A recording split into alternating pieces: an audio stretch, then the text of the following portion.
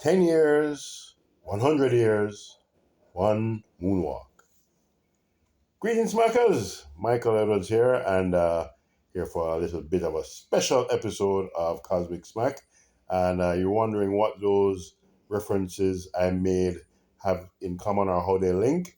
10 years since we lost Prince, 100 years since the birth of Miles Davis, who, of course, we lost quite a bit earlier. And the moonwalk, of course, refers to someone who everybody else should know, of course. I'm going to see how he ties in a little while.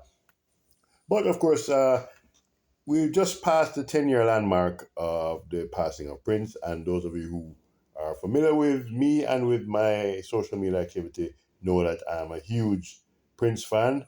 And I couldn't let the occasion pass, even though we're more than a week out of it, without at least saying something about how influential he remains, how much we need to preserve his legacy and his music, which is, of course, the biggest part of what he left us, and just the links to the other superstars that I mentioned. Now, of course, Miles Davis was born in May 1926, so he would be 100 years old next month, of course, had he lived. He left us in 1991, but he's linked to Prince in a number of ways. In fact, Miles and Prince had a bit of a mutual admiration going on in terms of their approach to music. Miles was always looking for new dimensions, new ways to express himself musically, and he found that in Prince, and he publicly stated how much he admired that.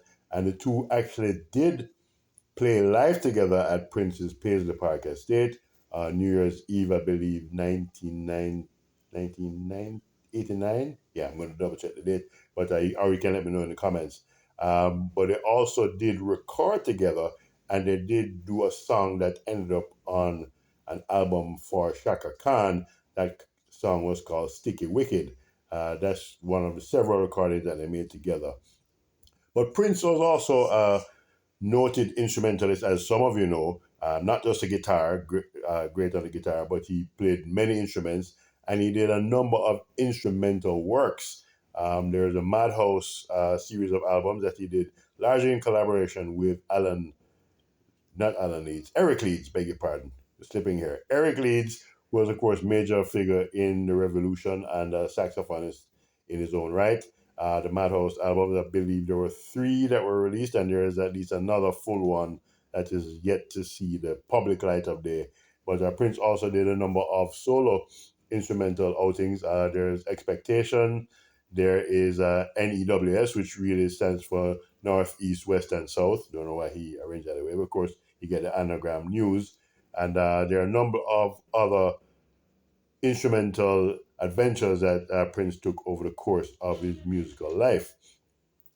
Now, we're also at a point this week where the new Michael Jackson movie is out, Michael, and it should be noted that Prince and Michael Jackson were often rivals, but very much also friendly competitors. They're similar backgrounds, born the same year, and not all that far from each other in the scheme of things. Michael born in Gary, Indiana, and Prince, of course, in Minneapolis, Minnesota.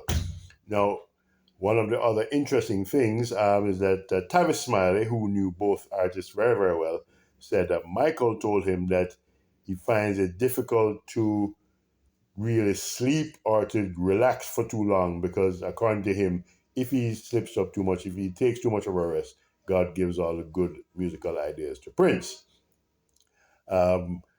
We do know that there was an attempt made during the recording of the Bad album, that's Michael Jackson's Bad album, for them to duet on the title track.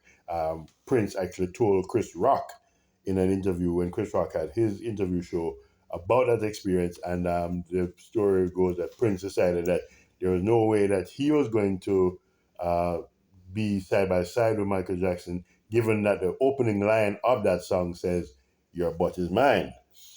We know exactly what it means, that I own you, I am superior to you in that context. So Prince was saying, well, that can't really apply to me, and I certainly would not be singing that about you.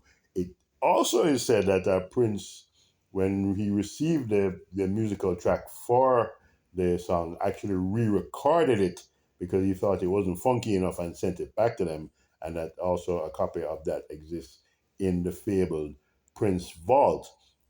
So Michael, the movie is out, as we said, to somewhat mixed reviews thus far, but people are praising the performance of his nephew Jafar Jackson, Jermaine Jackson's son,